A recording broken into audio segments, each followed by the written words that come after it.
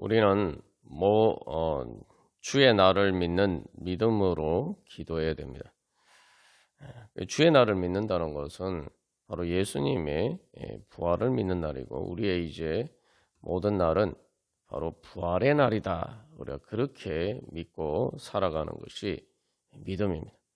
그래서 우리가 주일에 예배 드리는 것은 예수님의 부활을 기념하면서 예배 드리는 것이죠. 그래서 이 예수님의 부활을 기념한다는 것은 단순히 주일날만 기념하는 게 아니라 주일처럼 모든 날이 다 예수님께서 주장하시는, 예수님의 부활의 능력이 주장하는 바로 그런 날이 되기를 소망하면서 우리가 주일에 예배 드리는 것입니다. 그래서 우리가 그런 믿음으로 또 살아가고 또 그런 은혜 받기를 소망하면서 우리가 오늘도 주님 앞에 나가기를 간절히 바랍니다. 그래서 우리의 모든 날은 주일이고 주님의 날이고 부활하신 주님의 날이고, 그렇기 때문에 우리의 모든 날은 어떤 환난과 고난이 있어도 부활을 향해서 나아가는 날이고 또 부활의 은혜를 받는 날이다. 우리가 그런 믿음으로 오늘도 주님 앞에 나아갈 때 주님께서 우리에게 부활의 능력을 주실 줄 믿습니다. 사실 이제 인생길을 돌이켜 보면은 우리가 예수를 믿지 않으면 우리의 인생길은 부활하고는 오히려 정반대의 길이죠. 우리에게 부활이 없다면, 또 천국이 없다면은 우리의 인생길은 죽음을 향해 가는 길입니다. 우리의 인생의 마지막 목적지가 죽음이 돼요. 그래서 우리의 모든 날들을 아무리 좋게 포장을 해도 결국은 다 죽음을 향해서 가는 그런 길이 됩니다. 그러나 이제 우리가 예수님을 믿으면 반대로 우리가 비록 힘들고 어려운 상황에 있어도 때로는 사망의 음침한 골짜기를 지나가는 것과 같아도 우리의 길은 부활을 향해서 나아가는 길입니다. 이게 부활의 길인 거예요. 우리가 그런 소망을 가지고 또 주님 앞에 나아가야 됩니다. 근데 이 부활의 길이 무엇이냐? 그러니까 우리의 길이 부활이 되려면은 어떻게 돼야 됩니까? 바로 하나님 아버지를 집으로 가는 길이 되어야 되죠. 천국을 향해서 간다는 게 결국 하나님 아버지 집으로 가는 길이고, 다른 말로 하면 하나님 아버지께 돌아가는 길입니다. 우리가 이제 사람이 죽는 것을 어르신들이 이렇게 죽음에 대해서 우리가 돌아가셨다 이런 표현을 쓰는데, 그 말 그대로 이제 죽음을 이야기하는 거지만 우리의 죽음은 하나님 아버지께로 돌아가는 길입니다. 그렇기 때문에 우리의 길은 부활의 길이 될 수가 있는 것입니다. 그렇다면은 우리가 여기서 중요한 인생의 교훈을 발견할 수가 있죠. 내가 오늘도 주님을 향해서 나아가고 주님께 돌아가는 마음으로 주님께 기도하면서 나아가면은 바로 내 인생길이 바로 부활의 길이 된다는 거죠. 그래서 기도는 바로 그렇게 우리의 목적지를 하나님을 향해서 설정하고 그렇게 하나님께 돌아가는 것입니다. 하나님께 돌아가는 만큼 우리의 길이 부활의 길로 바뀌는 것입니다. 그리고 우리의 삶에는 진정한 소망이 있습니다. 그래서 오늘 결국 이 라헬과 마리아, 이 어버이 주일을 맞이해서 이 어머니의 모습을 통해서 우리 자신과 또 우리 교회가 어떤 자리에 서야 될지를 주일 말씀을 통해서 살펴보았습니다. 그래서 여기서 라헬은 자식을 잃어버려서 애통하는 그런 어머니의 모습이죠. 근데 마리아도 예수님의 십자가 사건 앞에서 똑같이 그런 모습이에요. 그러나 이제 예수님의 부활은 그 마리아의 모습을 전혀 다른 모습으로 바꿔놨습니다. 이 라헬처럼 자식이 없어져서 위로받기를 거절하는, 그렇게 슬퍼하며 통곡하는 그런 마리아를 예수님의 부활은 기도하는 모습으로 바꾸었습니다. 이제 예수님 승천하신 후에 마리아는 제자들과 함께 이제 기도하는 어머니가 되었어요. 그래서 특별히 예수님의 동생들, 그래서 자기 자식들과 함께 기도하는 모습으로 바뀌었습니다. 이게 주님께서 우리에게 주시는 소망입니다. 그래서 우리가 어떤 자리에 있든 우리가 부활의 길을 갈 때, 예수님의 부활을 믿는다고 할 때 우리는 이제 기도하는 자리 가운데, 기도의 자리 가운데 나아가야 돼요. 기도의 자리 가운데 나아간다는 것은 우리가 부활의 소망을 가지고 나아가는 것이고 절대적인 소망으로 살아가는 것입니다. 제가 이 절대적인 소망이라고 했는데 예수님을 믿는다는 것은 절대적인 소망을 가지는 것입니다. 육신의 죽음으로 끝난다면은 사실은 이제 절대적인 절망의 길이죠. 왜 절대적이냐 하면은 말 그대로 죽음으로 모든 것이 끝난다. 그렇게 되기 때문이죠. 그러나 우리에게는 이제 오히려 반대, 절대적인 소망이 우리의 삶의 자리가 되는 것입니다. 그래서 이 단테의 신곡에서 지옥의 입구에 써 있는 표지판이 있다고 하죠. 그 표지판에 뭐라고 되어 있었을까요? 지옥이 어떤 곳이냐라고 할 때 여기에 들어가는 모든 자 희망을 버려라. 지옥은 희망과 소망이 없는 곳이. 그래서 절대적인 절망이 바로 죽음이고 그것이 사실은 이제 지옥입니다. 그러나 삶이 힘들어도 소망이 있으면은 바로 지옥이 아닌 거예요. 지옥이라 할지라도 벗어날 수가 있는 거죠. 진짜 지옥은 소망이 없는 것이 바로 진짜 지옥입니다. 하나님께서는 오늘 그래서 우리에게 위로해 주시면서 이 예레미야 31장 말씀을 통해서 31장 특별히 17절 말씀을 통해서 우리에게 소망을 말씀해 주십니다. 그런데 이 소망은 하나님께서 말씀하시는 것이기 때문에 절대적인 소망이에요. 그래서 지옥은 절대적인 절망입니다. 반대로 천국은 절대적인 소망입니다. 우리가 이제 천국에 가기 위해서는 하나님 나라 은혜를 받기 위해서는 지옥에 있는 표지판과 반대대로 행해야 돼요.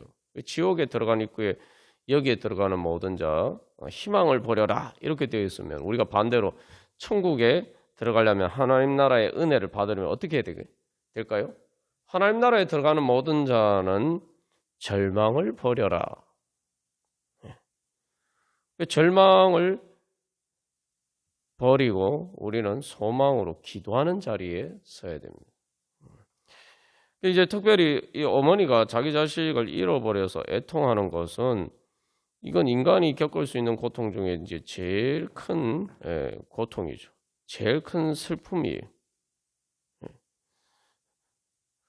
그런데 하나님께서는 그 상황에서도 바로 그 자식이 없어져서 위로받기를 거절하는데 하나님께서는 오히려 그 대적의 땅에서 돌아올 것이다 이렇게 약속하십니다. 다시 말하면 그 자식들이 포로로 잡혀가서 대적의 땅이죠. 그 원수들에게서 특히 이제 여기서는 이제 북이스라엘 왕국이 멸망해서 그 포로로 먼 나라로 다시 돌아오지 못할 곳으로 잡혀가는 것인데 그래서 이제 위로받기를 거절하는 거예요. 소망이 없기 때문에 위로받기를 거절하는 거죠. 그러나 하나님께서는 이제 돌아올 것이다 이렇게 말씀하십니다. 그러니까 돌아올 수 있기 때문에 이제는 소망이 있고 위로가 있는 것이죠. 다시 돌아올 수 없는 곳에서 돌아게 해주시는 것이 하나님의 은혜의 역사입니다. 우리가 항상 그래서 나는 믿음으로 살아가고 있나? 나는 예수님의 부활을 믿고 있느냐? 나는 정말 모든 날이 주의 날임을 믿고 있느냐? 그렇다면은 모든 날이 주님께서 나를 살려주시기 위해서, 나를 부활시켜 주시기 위해서 그 부활로 인도하는 길이라는 것을 믿고 내가 그렇게 그 주님의 뒤를 따라가고 있느냐? 그렇다면 내가 그런 소망으로 살아가고 있느냐? 그렇다면 나는 그런 소망을 가지고 이 오늘 마가의 다락방에서 기도하는 마리아처럼 나는 그런 자리에 있느냐? 우리 자신의 믿음을 그렇게 이제 돌이켜 봐야 됩니다. 그래서 절대적인 소망이라는 것은 우리가 이 상대적인 관점에서 우리의 삶을 살아가면서 절망적이 될 때도 있고 실망이 될 때도 있고 낙담이 될 때도 있어요. 그러나 그런 것들은 상대적이라는 거예요. 상대적. 다시 말하면 나를 절대적으로 지배하지 못하는 것이란 말이죠. 말 그대로 다른 말로 하면 시간 속에서 지나가 버리는 거죠. 우리가 절망이라는 것을 가만 생각해 보면은 절망은 내가 이 지금 절망적인 상황이 계속 나를 지배할 것이라고 생각하기 때문에 우리가 이제 절망하죠. 그러나 그것이 마치 날씨가 변하듯이 그렇게 변하는 것이다. 지나가 버린 것이다. 이렇게 생각하면은 우리가 소망을 가질 수가 있죠. 마치 비가 오고 난 다음에 무지개가 뜨듯이 그렇게 우리가 그 무지개와 같은 소망을 바라보고 그렇게 살아갈 수가 있습니다. 그래서 하나님께서 우리에게 주시는 소망은 바로 그것이죠. 그래서 우리에게 상대적으로 실망스럽고 낙담스럽고 또 걱정되는 일이 있고 그러한 일이 있다 할지라도 그 모든 것은 지나가 버리는 것이고 하나님께서 우리에게 약속하신 그 약속의 소망은 결국은 그 모든 것을 지배하고 그래서 그 모든 것을 이기고 결국 하나님의 약속이 이루어질 것이다. 우리를 향하신 하나님의 소망이 이루어질 것이다. 그걸 사도 바울은 로마서 8장에서 다른 말로 하나님의 사랑이 넉넉히 이길 것이다. 이런 식으로 표현하고 있죠. 우리가 기도할 때 바로 그런 믿음으로 기도해야 됩니다. 그런 믿음으로 기도해야 돼요. 절대적인 소망으로 기도해야 됩니다. 하나님께서 자식을 잃어버린 엄마의 그 슬픔과 애통과 그 가장 끔찍한 인간의 비극 속에서도 하나님께서 위로해 주시고 거기서도 소망을 주시고 구원해 주실 수 있다면은 하나님께서 우리에게 위로와 소망을 통해서 우리를 고쳐주시지 못할 일이 어디에 있겠습니까? 그래서 오늘 또 말씀을 보면은 하나님께서 내 울음소리와 내 눈물을 멈추어라 이렇게 말씀하십니다. 하나님은 그래서 위로받기를 거절하는데 하나님께서는 진짜 위로를 주시는 거죠. 그래서 이 예레미야 31장 16절 말씀을 보면 하나님은 우리의 위로해 주시면서 우리의 눈물을 닦아 주시는 분입니다. 요한계시록에 그래서 그런 하나님의 약속이 나옵니다만 여기서 아주 구체적으로 하나님께서 직접 말씀하시죠. 내 울음소리와 내 눈물을 멈추어라. 다시 말하면 울지 마라. 눈물 흘리지 마라. 왜냐하면은 눈물 흘리면서 울면서 슬퍼할 이유 자체가 없어졌다는 거예요. 그래서 실제로 이제 예레미야 14장에서는 하나님이 이 우시는 장면이 나옵니다. 이게 이제 여기서는 이제 라헬로 대표되는 이스라엘 백성들의 그러한 슬픔에 대해서 이야기를 하고 있는데 그런 그 어머니들의 눈물에 대해서 이야기를 하고 있는데 예레미야 14장에서는 하나님께서 이스라엘 백성들 때문에 밤낮으로 끊이지 않고 눈물을 흘리신다. 하염없이 우신다. 그렇게 이야기를 하고 있어요. 그 이유가 뭐냐? 바로 처녀딸 이스라엘 백성이 바로 그 파멸로 죄와 상처 때문에 결국 망하게 되기 때문에, 그러니까 다시 말하면 죽게 됐기 때문이라는 거죠. 그래서 그것 때문에 하나님께서 슬퍼하셔서 우신다. 그것도 그냥 눈물 흘리신 정도가 아니라 밤낮으로 끊어지지 않아 하고 말 그대로 하염없이 밤낮 그렇게 눈물 흘리시는, 그냥 단순히 우신다고 하지도 않고 눈물 흘리신다. 우리가 항상 그래서 내 마음의 절망이나 슬픔이나 그런 것들이 있을 때 우리가 그 하나님을 바라봐야 됩니다. 날 위해서 눈물 흘리시는 하나님. 여기 지금 어머니와 이제 자식의 관계가 나오는데 또 마리아와 예수님과의 관계가 바로 그런 거죠. 근데 이 여기서 어머니들이 흘리는, 자식 때문에 흘리는 그 눈물은 사실 결국 하나님께서 그렇게, 하나님 아버지께서 그렇게 우리 때문에 눈물 흘리시고 우신다는 거죠. 그게 어떻게 드러난 게 뭡니까? 바로 예수님이 십자가에 달리신 것이고, 예수님 십자가 달리시면서 예수님 그 물과 피를 다 쏟으셨다, 이렇게 이야기하고 있어요. 말 그대로 진짜 이 피눈물을 쏟으신 거죠.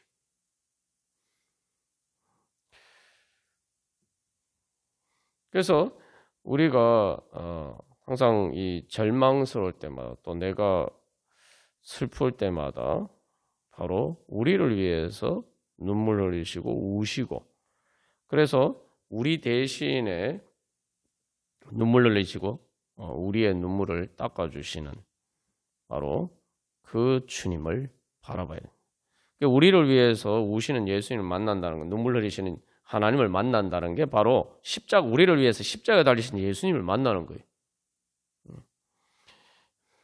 근데 그 예수님을 만나면은 결국 그 주님께서 우리의 눈물을 닦아주시는 바로 그러한 부활의 은혜로 나아갈 수가 있습니다. 그래서 내 혼자라고 생각하지 말고 바로 그 주님을 바라봐야 돼요. 저도 이렇게 외롭거나 또 제 인생에서 절망적인 문제들을 만났을 때에 제일 힘든 것은 이제 외롭다는 감정이죠. 아무도 내 옆에 없다. 그 단순히 진짜 내 옆에 없어서가 아니라 아무도 나의 이 슬픔과 고통을 함께하면서 해줄 수 있는 사람이 없다. 그런 이제 외로움에 처하게 됩니다.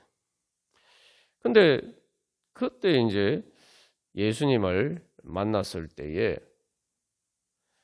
발견하게 되는 것은, 내가 내 자신의 문제 때문에 슬퍼하고 또 우는 것보다 주님께서 더 아파하셨다라는 걸 발견하게 됩니다. 왜냐하면 내가 모르는 문제도 주님께서 아시고, 또한 내 문제를 나보다 더 잘 아시기 때문이죠. 그러니까 하나님 입장에서는 밤낮으로 끊이지 않고 눈물을 흘리실 수밖에 없는 거예요. 이스라엘 백성들은 멸망이 다가와서야, 그때서야 아이고 잘못했구나, 그래서 그때서야 막 슬퍼하고 우는데, 하나님은 그렇게 될 거를 다 보고 계시는데, 그래서 이스라엘 백성들이 그런 길로 가지 않도록 하나님께서 말씀하시는데도 깨닫지 못하고 그 길로 가니까 하나님은 더 마음이 아프신 거죠. 이스라엘 백성들이 슬퍼하고 아파하는 것보다 하나님께서는 더 오래전부터 하나님께서 슬퍼하고 아파하셨어요. 근데 하나님께서는 거기에서 단순히 그렇게 슬퍼하는 데서 멈추시는 게 아니라, 그렇기 때문에 내가 반드시 그들을 불쌍히 여겨서 내가 구원해야 되겠다, 어쨌든 이 문제를 해결해야 되겠다는 그런 소망을 가지시고, 또 선지자를 통해서, 오늘도 또 예수님의 영 되신 성령님을 통해서 우리 가운데 역사하십니다. 그래서 이게 상당히 이제 예수님의 십자가 사건이 역설적인 것은 주님께서 우리를 포기하지 않으셔서 예수님을 십자가에 버리셨다는 거예요.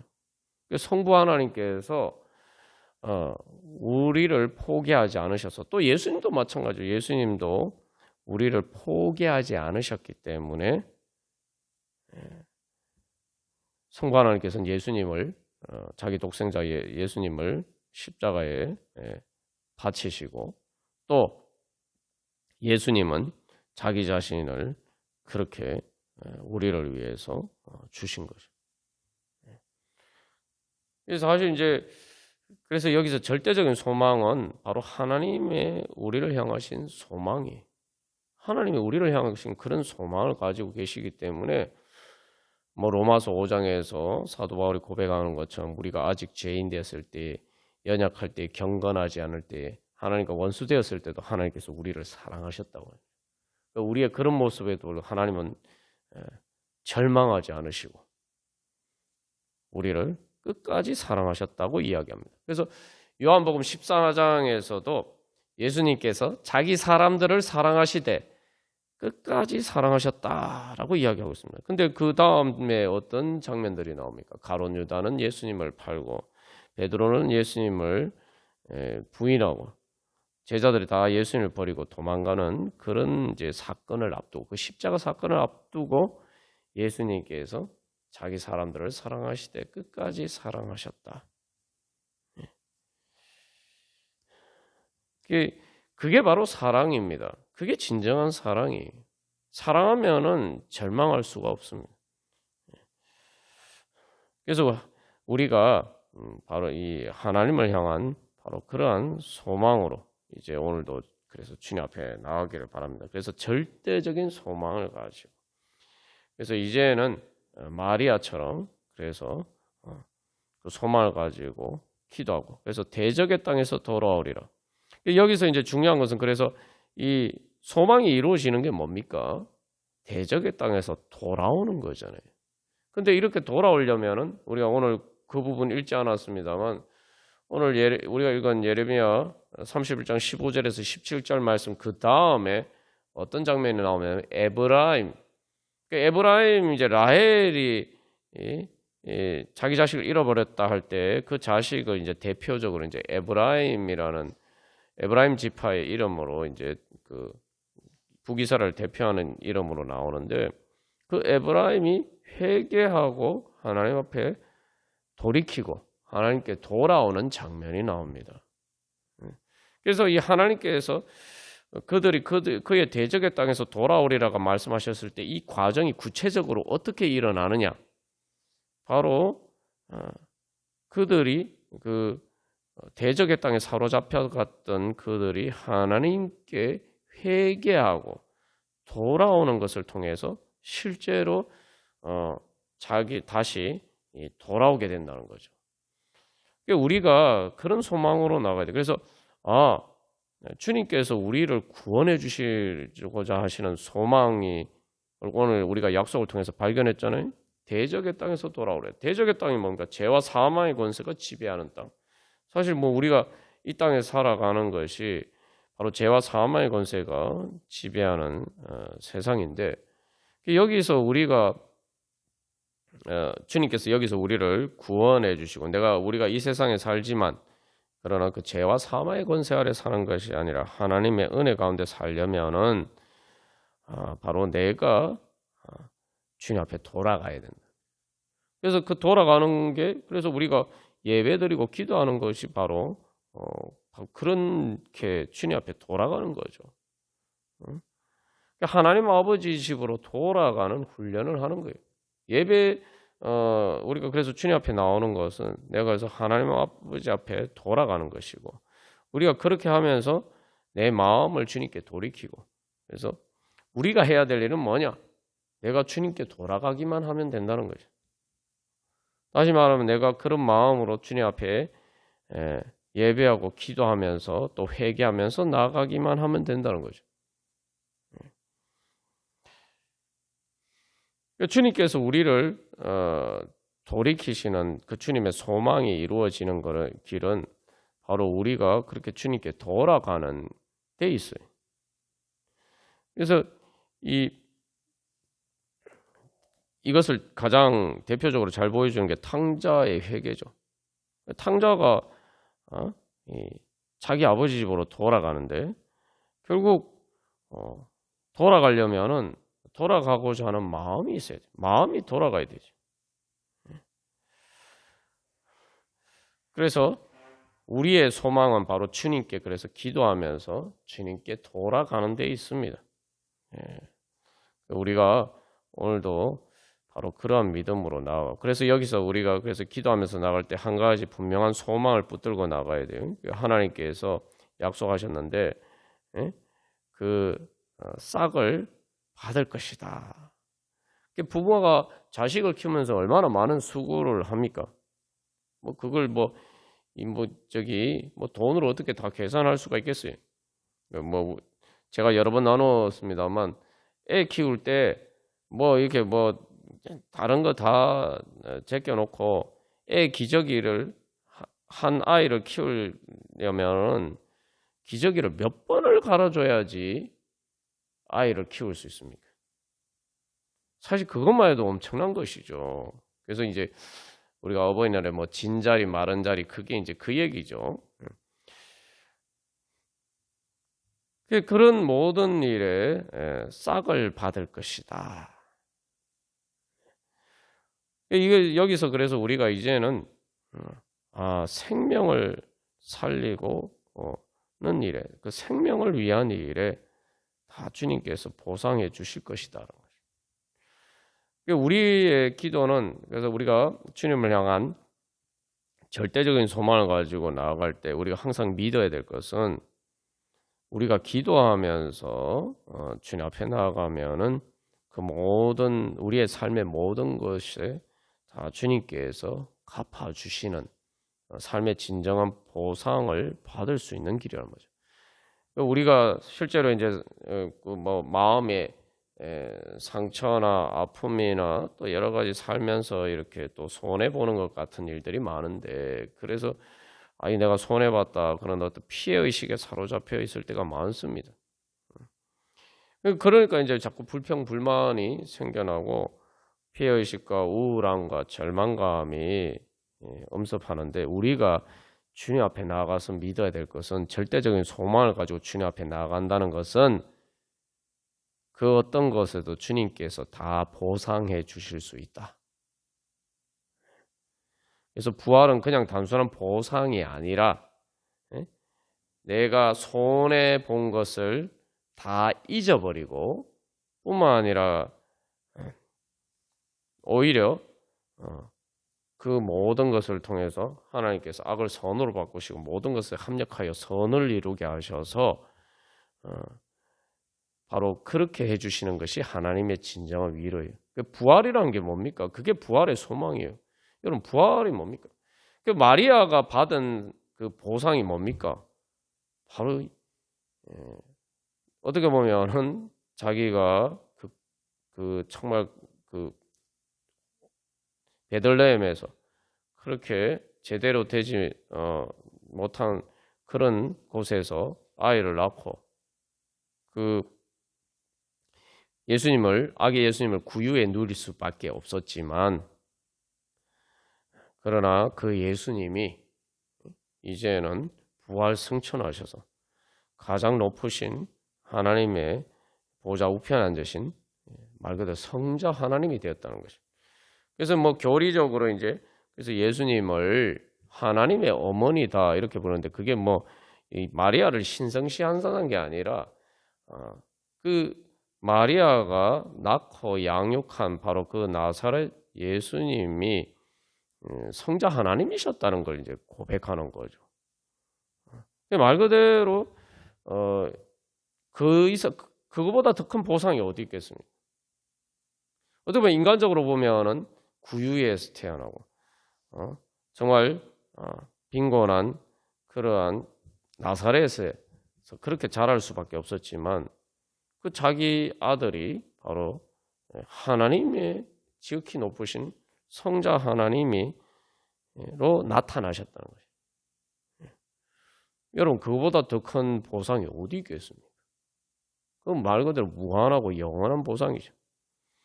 보상으로 따지면 말 그대로 내가 뭐 100만 원을 손해봤던 1000만 원을 손해봤던 무한한 보상을 받는 거죠. 그게 바로 부활의 보상입니다. 마리아가 마가의 다락방에서 그래서 예수님의 동생들과 또 제자들과 함께 기도했다는 것은 아주 중요한 의미가 있는 거예요. 하나님께서 이제 교회가 마리아와 같은 그러한 믿음으로 주님을 따라서 또한 그 사명을 감당할 때 교회가를 바로 통해서 하나님께서 그런 모든 은혜로 다 갚아 주시겠다는 거죠. 그래서 교회가 하는 일은 우리가 이제 한 사람을 전도를 하고 양육을 해서 그 사람이 정말 하나님 나라 백성이 되도록 만드는 일이잖아요. 말 그대로 교회는 그냥 한 사람을 그 사람의 어떤 상황이나 그런 거 상관없이 그 사람을 말 그대로 하나님의 아들, 딸로 하나님의 자녀로 하나님 나라의 그런 왕 같은 제사장으로 만드는 그런 일을 하는 거죠. 그게 바로 주님께서 우리에게 주시는 보상입니다. 부활의 보상이라는 거 그래서 이 세상의 보상하고 틀리죠. 뭐 세상의 보상이라고 하지만 뭐 배상, 보상 뭐 그러지만 완전한 배상이나 보상이 되기가 어려워요.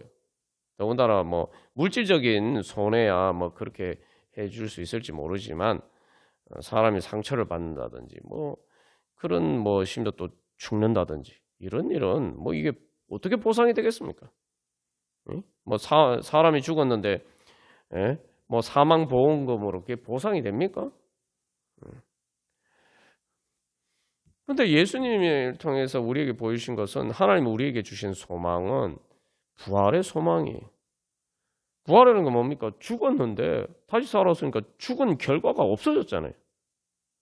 죽음이라는 결과 자체가 사라지는 거예요. 뿐만 아니라 죽었던 것보다 예수님 부활하셔서 이제 단순히 죽기 전에 그 몸으로 돌아가신 게 아니잖아요. 하나님이 더 높여주셨다는 거예요. 완전히 차원이 다르게 이제는 높여주셨어요. 승천하셔서 하나님 나라에서 영원히 살 몸으로 바꿔주셨단 말이에요. 그게 하나님의 보상입니다. 우리가 기도할 때에 그런 소망을 가지고 나가요. 주님께서 내 기도에 대해서 그렇게 갚아주실 것이다. 그리고 여기서 또 한 가지 기억할 것은 그걸 누가 먼저 얘기를 했습니까? 내가 먼저 소망한 게 아니에요. 하나님이 먼저 말씀하셨고 하나님이 뜻하시고 하나님이 소망하시는 겁니다. 그러니까 우리가 기도하러 나가서 이제 기도를 통해서 결국은 우리가 주님의 모든 바로 이 그 부활의 은혜를 통해서 진정한 보상을 받을 수 있다. 내 삶의 진정한 모든 보상을 받는 시간이다. 이렇게 생각하고 우리가 기도 자리 가운데 나아가야 될 것입니다. 여러분 그렇게 믿으십니까? 내 삶의 모든 것을 다 보상받는 시간이에요. 하나님을 만나는 시간. 그래서 주님을 만나는 바로 그 예배 시간과 기도 시간이 바로 내 삶의 모든 것들이 헛되지 않고 그 모든 것들을 아름답게 바꾸어가고 그 내 삶의 모든 수고에 대해서 보상받는 시간이에요. 다시 말하면 우리가 이제 뭐 요즘은 통장으로 다 뭐 입금을 시켜줍니다만 월급날이 되면 예전에는 월급날이면 월급 돈 봉투를 받잖아요. 기도 시간이 바로 그런 시간이다. 한 달 동안 열심히 일해가지고 그래도 월급날 이렇게 돈 봉투를 받으면은 그걸로 그래도 제대로 월급을 좀 이렇게 넉넉하게 받으면은 한 달 동안 일하면서 수고했던 모든 것들이 다 보람 있게 느껴지잖아요. 여러분 기도 시간은 바로 그런 시간이라고 생각하고 우리가 주님 앞에 나가기를 바랍니다. 기도 시간은 진짜 그런 시간이에요. 내가 진짜 그렇게 보상받는 시간이에요. 그렇게 생각하면 우리가 정말 소망으로 기도 자리 가운데 나가지 않겠습니까? 월급 받는 날, 월급 봉투 받는 심정으로. 그래서 우리의 모든 기도는 우리의 모든 삶의 보상을 받는 시간이고, 그래서 주님께서 우리의 모든 참된 기도의 믿음과 소망의 기도에 주님께서 그렇게 응답해 주십니다. 그렇게 보상해 주십니다. 그래서 기도는 우리가 오래 인내하면서 기도하더라도 그 모든 것은 다 헛되지 않고, 사실 이제 저도 이렇게 제 인생을 돌이켜 보면은 되게 이렇게 오래 인내하면서 기도한 것처럼 보이는데, 실제로 기도야말로 제일 효과적인 일이라는 걸 발견하게 됩니다. 그러니까 제일 적은 시간을 투자해서 가장 많은 효과를 거둘 수 있는 그런 게 바로 주님을 만나는 시간이고 이라는 거죠. 바로 그것이, 왜냐하면은 바로 그 시간이 모든 일의 보상을 받는 시간이기 때문이. 보면은 그래서 오래 인내하면서 기다렸다고 하는데, 그래서 하나님 그걸 통해서 주신 그 보상을 생각해 보면은 그 인내하면서 기도한 거는 진짜 아무 공로가 아니에요. 그냥 말 그대로 그냥 그저 값없이 은혜로 받은 거예요. 그래서 그런 생각합니다. 야, 그렇게 하나님 앞에 그렇게 그런 시간을 들여서 그런 일을 거둘 수 있다면 세상 어떤 사람이 뭐 기도를 안 하겠습니까? 그런 생각을 해요. 진짜 뭐 저도 이렇게 사실 힘들게 기도 많이 했습니다. 제 나름도 이렇게 힘들게 기도한 시간들이 많았는데, 가만 돌이켜 보면은 그래요. 와, 아니 그 정도 수고를 해서, 그 정도 시간과 수고를 들여서 그런 결과를 거둘 수 있다면은 그것을 통해 하나님 주신 은혜를, 그 보상을 보니까, 그거는 진짜 아무것도 아닌 거예요. 진짜 말 그대로 공짜로 그냥 얻은 거나 마찬가지예요. 그래서 우리가 바로 그런 부활의 소망을 바라면서 오늘 그래서 이제 마리아처럼 비록 우리가 어떤 실망할 수밖에 없는 그런 자리에 있다 할지라도 이제 마리아처럼 그렇게 마가의 다락방에서 기도하는 마리아와 같은 그런 자리에 나아갈 때 하나님께서 우리를 인도해 주실 줄 믿습니다. 그래서 이 성경에 그게 이제 뭐 신약 성경에 보면은 그 사도행전 마가의 다락방에서 이 같이 기도하는 마리아 이야기가 나오고, 그 다음에 이제 마리아 이야기가 나오지 않는데, 그게 단순히 뭐 마리아가 잊혀졌다 이렇게 생각할 게 아니라, 마리아의 마지막 모습은 기도하는 모습이에요. 소망의 모습이에요. 그게 결국 하나님께서 우리에게 주시고자 하시는 바로 교회의 모습이고, 그래서 그렇게 소망으로 기도하는 것이 우리의 삶의 마지막 장면이 되고, 또 하나님께서 그 소망을 이루어 주시는 것이 우리의 삶의 마지막 결론이 되도록 하나님께서 우리를 불러주셨습니다. 우리가 오늘도 그런 소망을 가지고 주님 앞에 나아가도록 하겠습니다. 찬송가 272장 찬양 드리시겠습니다. 그래서 이 찬양에 결국 이제 돌아가는 이야기죠. 돌아가는 이야기. 예수님께로 나아갑니다. 돌아가는 거예요. 그래서 고통의 멍에 벗어버리고, 또 낭패와 실망당한 뒤, 그리고 마지막 죽음의 길을 바라서 영원한 집을 바라보고 주께로 갑니다. 돌아갈 때 소망을 가지고 주님 앞에 돌아가는 그러한 찬양입니다. 특별히 3절에서 교만한 마음을 내버리고 예수께로 나아갑니다. 그래서 우리가 이 교만을 버려야 돼요. 무슨 교만이냐 하면은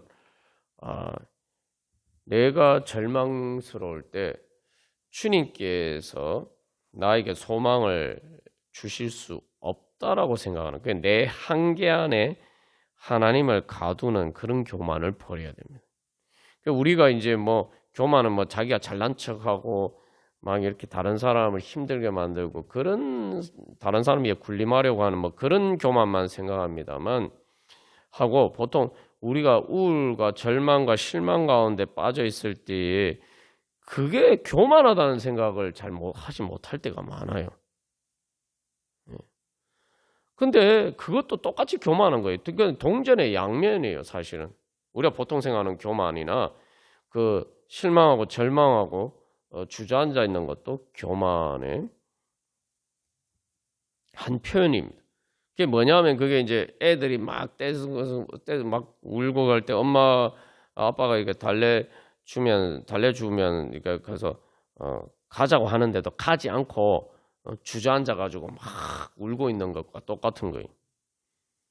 우리가 그 교만한 고집을 버려야 됩니다. 그래서 이 3절 가사에서 원문 가사에서는 그렇게 되어 있어요. 내 자신을 벗어나서 주님의 사랑 안에 거하려고 실망을 벗어나서 내가 위로 들려 올라간다. 주님께서 나를 손잡아 이렇게 세워주시고 주님께서 나를 이렇게 세워주시려고 하는데 마치 주님께서 그렇게 하실 수 없는 것처럼. 왜냐? 교만이 뭐냐면 내가 못하니까 사람들이 못하니까 하나님도 하실 수 없다라고 생각하고 그냥 거기 주저앉아서 주님의 손을 붙잡고 일어나지 않는 거예요. 우리가 그 교만을 버려야 돼요.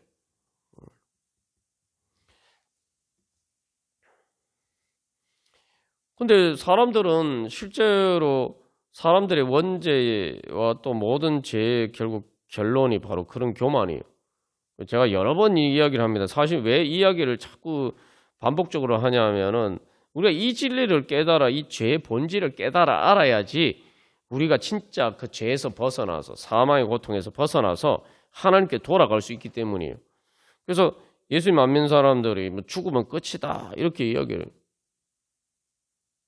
마치 하나님이 우리를 죽음에서 구원해 주시지 못할 것처럼 그래서 예수님 안 믿는단 말이죠.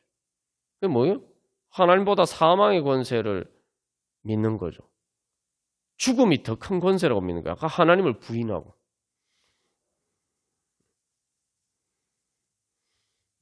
내가 그렇게 사망의 권세 표현에 서 있으면은 어떻게 주님께서 우리를 구원해 주실 수가 있겠습니까? 그게 교만이 그죠? 그래서 내가 구원받을 수 있음에도 불구하고 주님 앞에 나가지 않고 예수님 믿지 않고 내가 죽음에서 구원받을 수 있는데도 불구하고 사람들이 예수님 안 믿잖아요. 이게 생각해보면 이상한 일이에요. 조금만 생각해보면 참 이상한 일이에요. 왜냐하면 여러분 죽을 병에 걸렸어요. 죽을 병에 걸렸으면 이게 진짜 병원에서 더 이상 이제 희망이 없다. 이렇게 이제 사형 선고를 받았어요. 그런데 누가 나는 뭐 그런 암에서 난 나았다. 누가 그런 이야기를 하면은 자, 여러분이 내가 병원에서 암 때문에 말기암으로 사형 선고를 받았는데 누가 그런 얘기를 하면은 여러분 어떻게 하시겠어요? 그게 확실하지 않아도 가능성이라도 있다면은 그게 될지 안 될지 모르지만 시도는 해볼 거 아닙니까? 그죠? 시도는 해볼 거예요. 근데 사람들은 그런 시도도 안 한다는 거죠.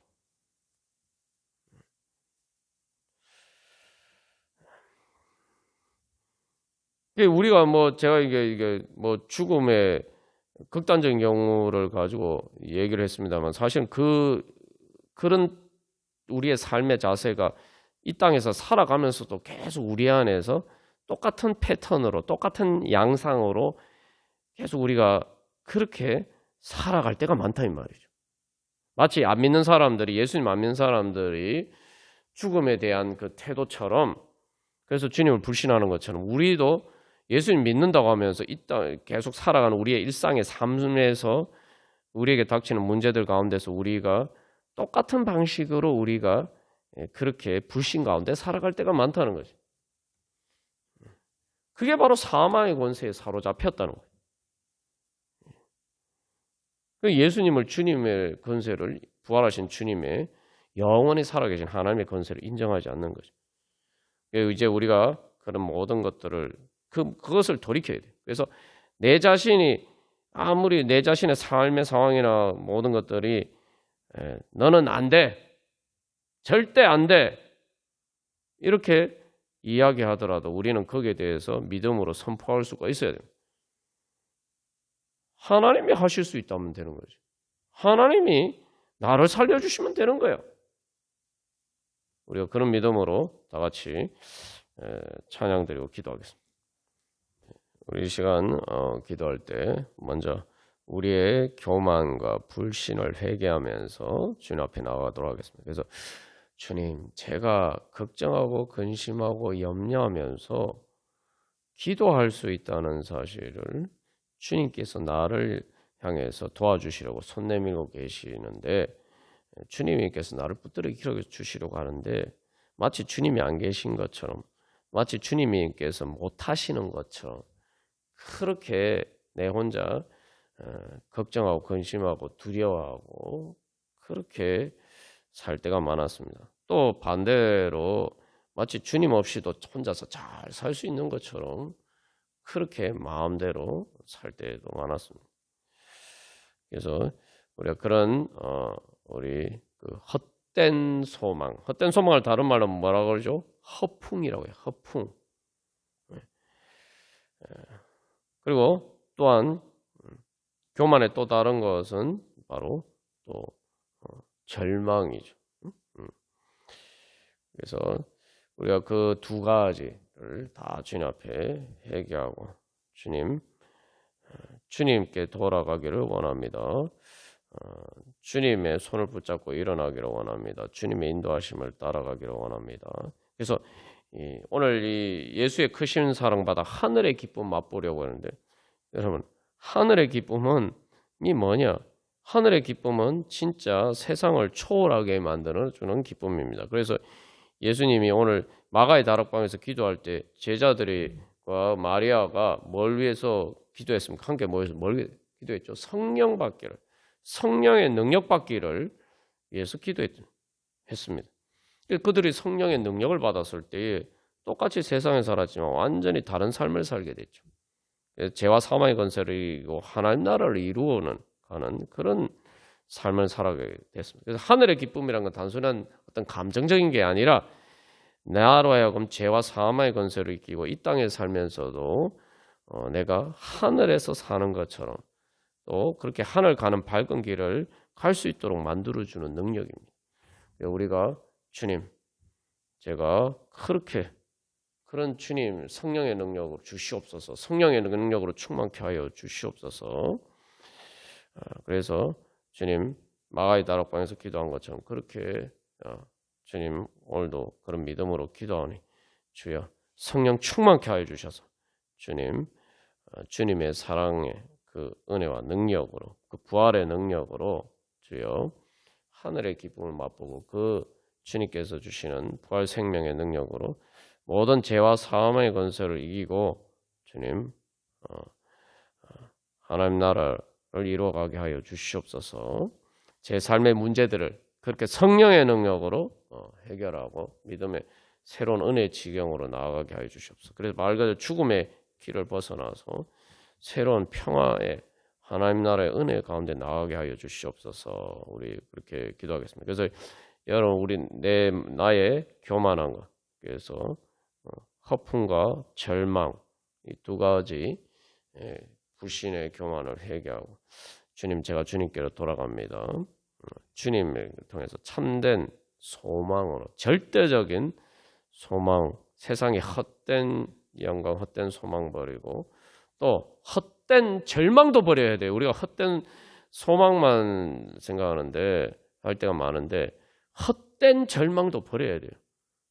주님 없이 주님 앞에 기도할 수 있는데도 혼자서 마치 주님 안 계신 것처럼 혼자서 걱정하고 근심하고 염려하고 두려워하는 거, 그거 다 헛된 걱정 근심이에요.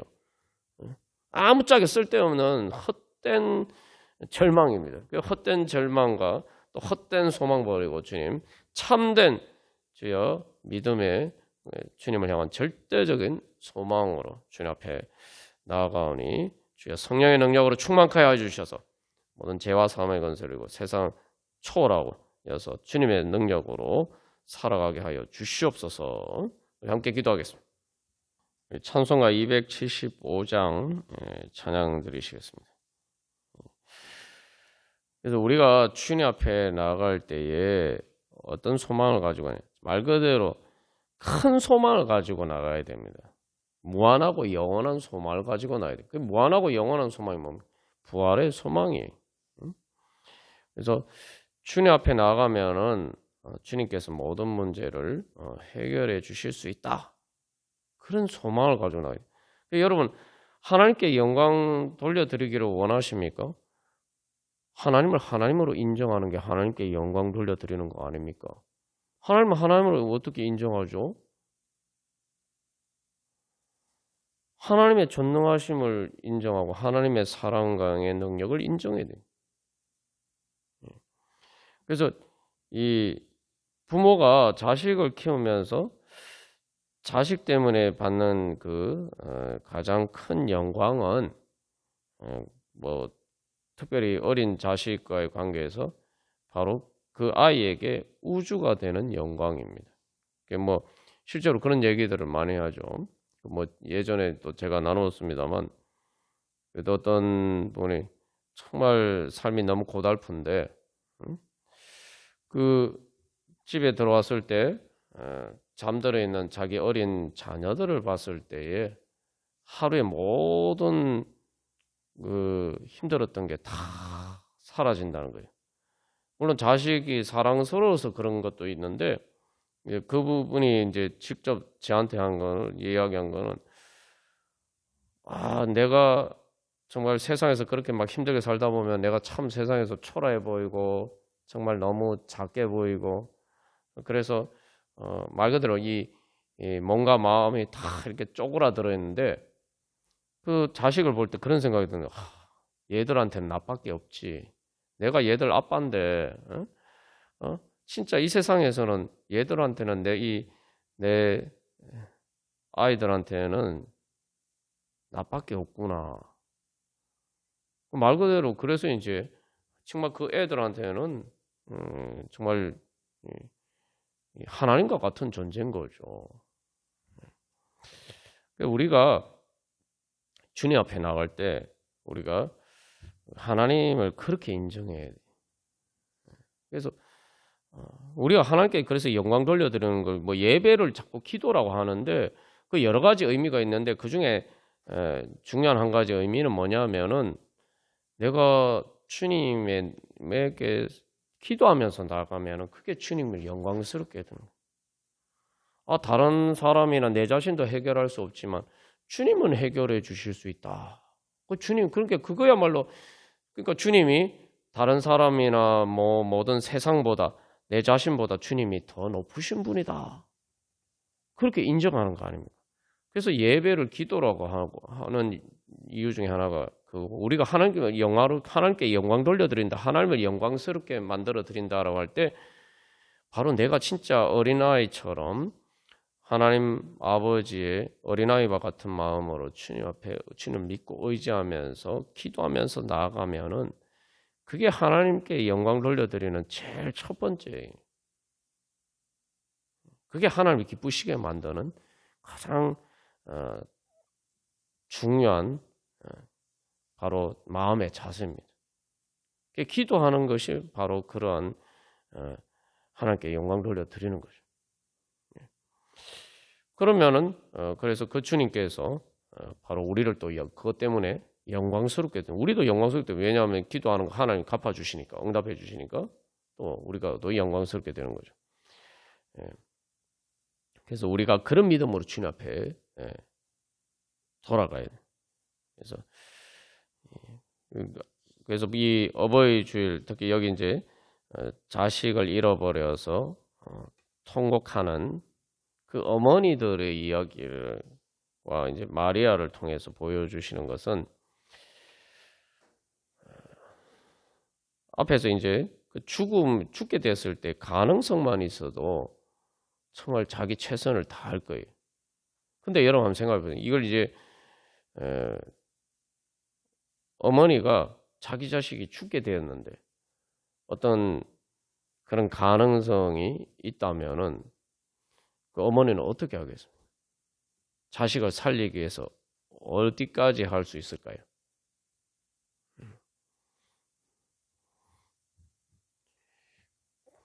우리가 바로 그렇게 우리를 살리시기 위해서 하나님은 그 이제 이 질문을 바꿔서 그 어머니의 그 하나님 아버지 예수님을 집어넣어서 생각해 보면은 하나님 아버지께서는 예수님께서는 우리를 살리실 수만 있다면은 어디까지 하실 수 있었고 또 실제로 어디까지 어느 정도까지 하셨습니까? 자기 자신의 전부를 주시기까지 하셨어요. 그렇게 할 수 있는 정도가 아니라 이미 그렇게 하셨습니다.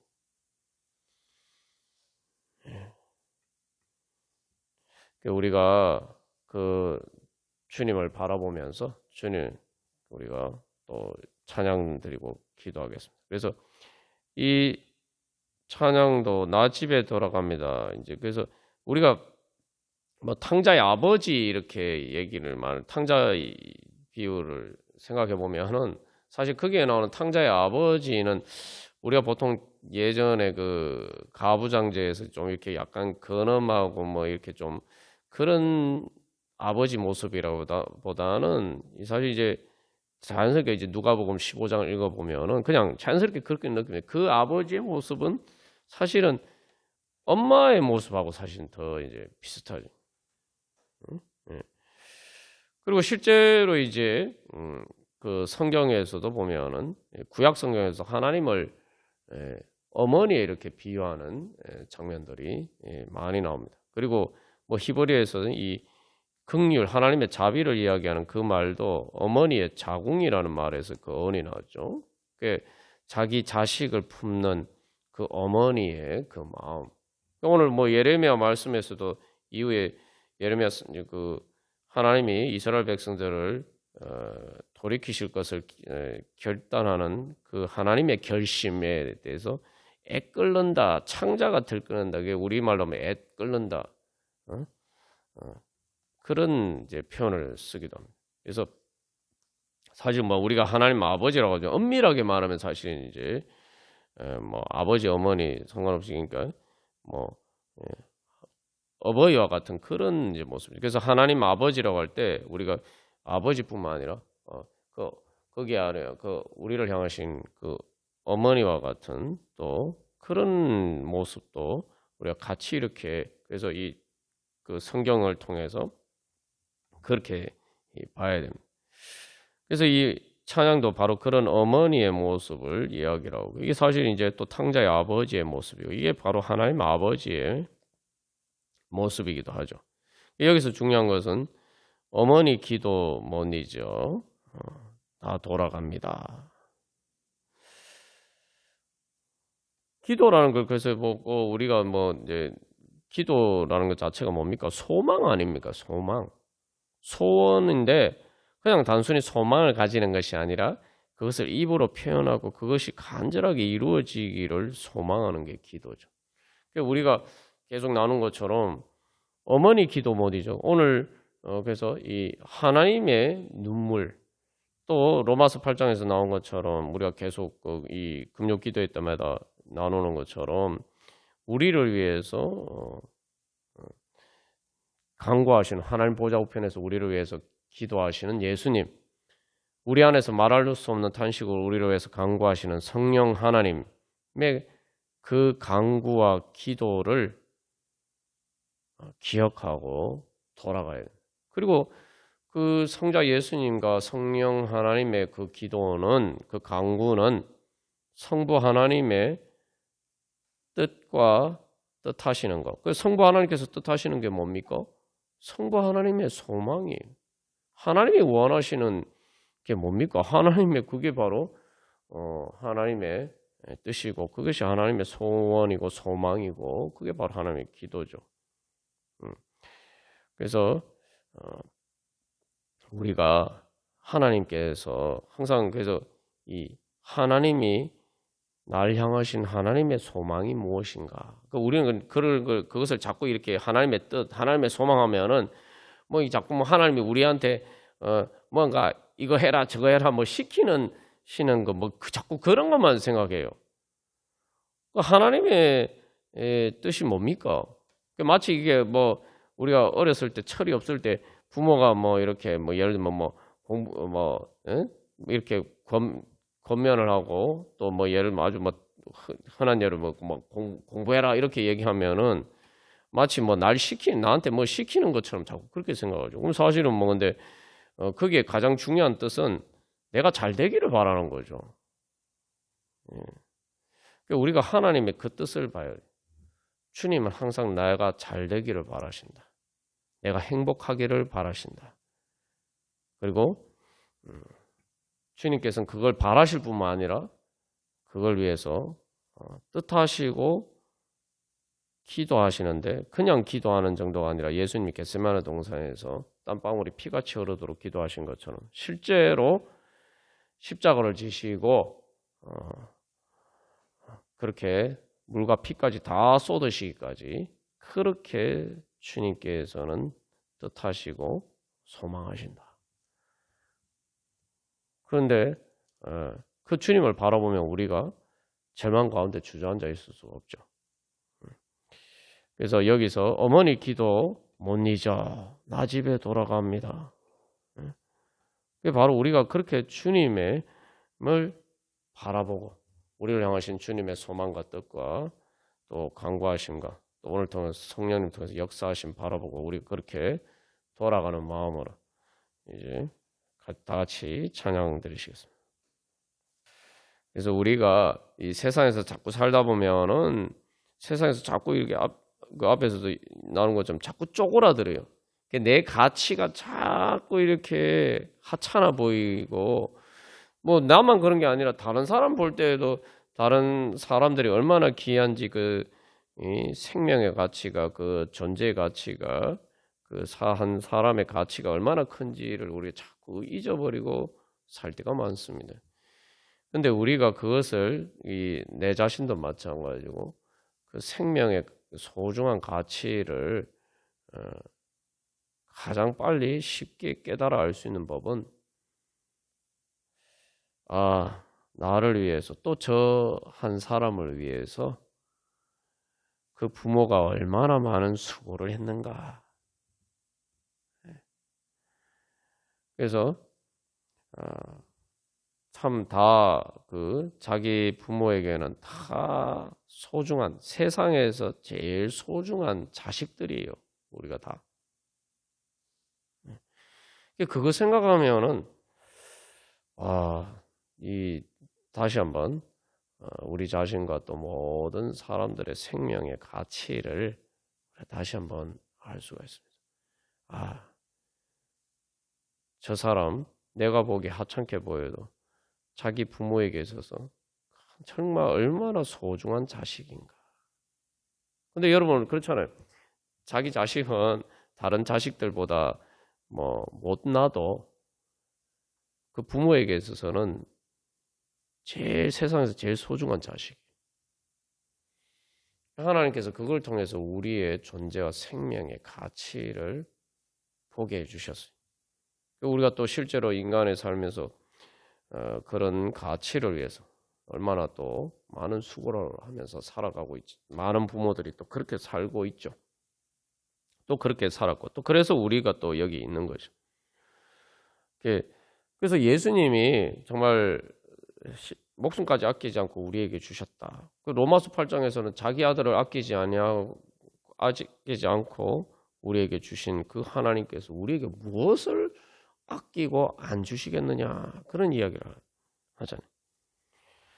그래서 우리가 중요한 것은 지금 현재 내 모습이나 또 내 부족함이나 또 다른 사람 볼 때도 마찬가지예요. 그걸 볼 게 아니라 하나님이 또 그 부모를 통해서 또 그리고 그 하나님께서 예수님께서 그 얼마나 가치를 두셨는가 얼마나 귀하게 생각하셨는가 우리가 그걸 바라봐야 돼요.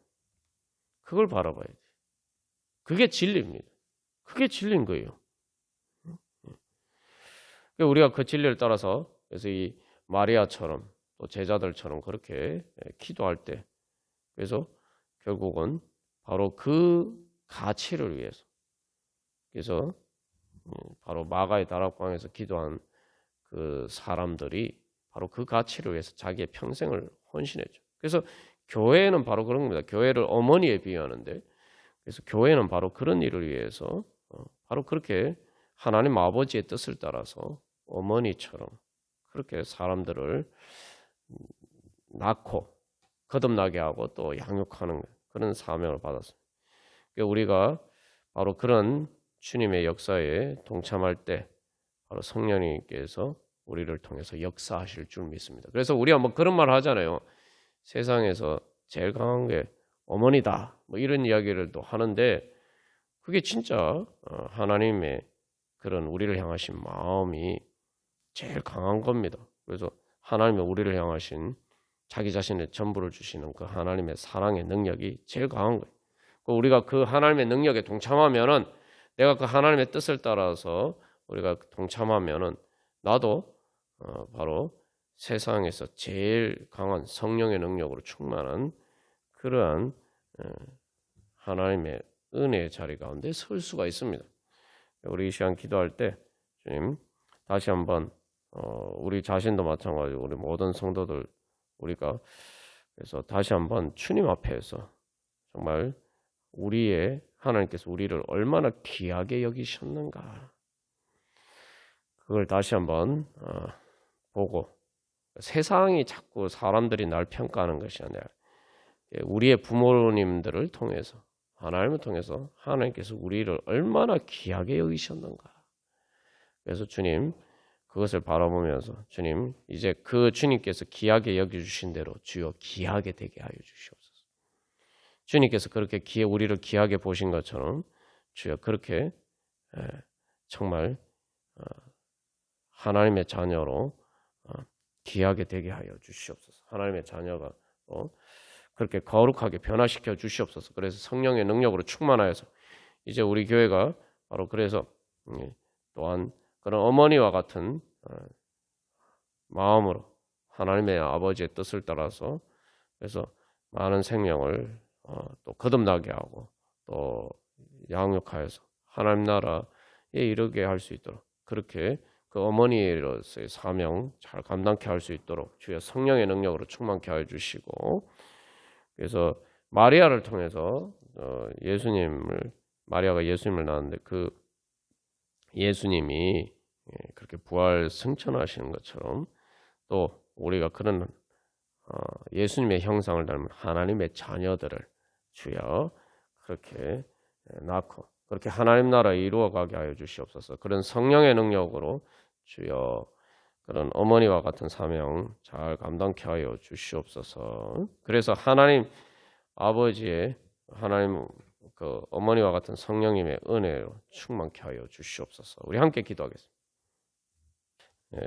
우리 시간 마지막으로 너는 내 아들이라 우리 찬양하고 우리 각자 기도 제목을 가지고 기도하겠습니다.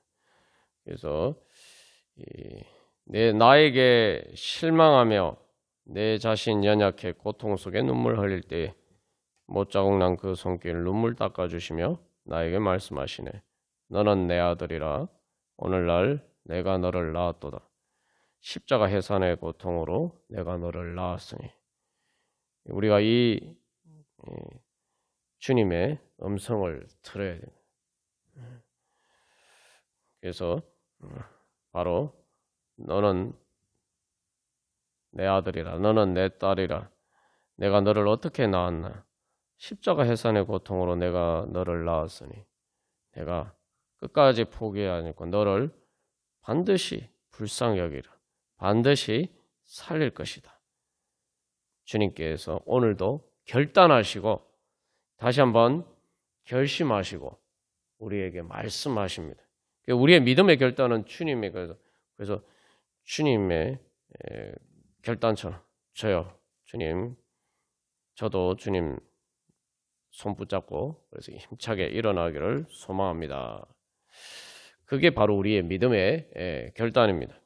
그래서 우리가 주님께서 우리를 불쌍해서 우리를 위해서 눈물 흘려주시는 바로 그 주님을 만나고 그 하나님을 날 위해서 눈물 흘리시고 날 위해는 하나님을 만나면은 우리의 눈에서 눈물이 사라지게 됩니다. 우리의 눈에서 이제 우리의 눈물이 대신에 주님께서 주시는 사랑의 기쁨과 능력, 주님의 은혜에 감격하는 눈물로 바뀌게 돼요.